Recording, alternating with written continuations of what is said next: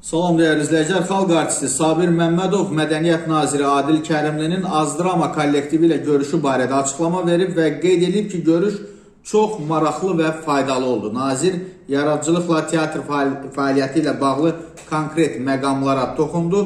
Xarici qastrollərin təşkili, keyfiyyətli tamaşaların hazırlanması, rejissor və aktyor problemi və s. bizim qarşımızda duran əsas istiqamətlər bunlardır. Dedi ki, teatrın Bədii Şurasının qarşısında çox ciddi məsələlər dayanır. Daha sonra dövlət dəstəyi haqqında danışdı. Dövlətimizin teatra diqqəti və qayğısı həmişə olub, bundan sonra da olacaq. Nurəddin Meyitxanlının çıxışı, təklifləri hər kəsin ürəyincə oldu. Görüş konstruktiv və demokratik keçdi.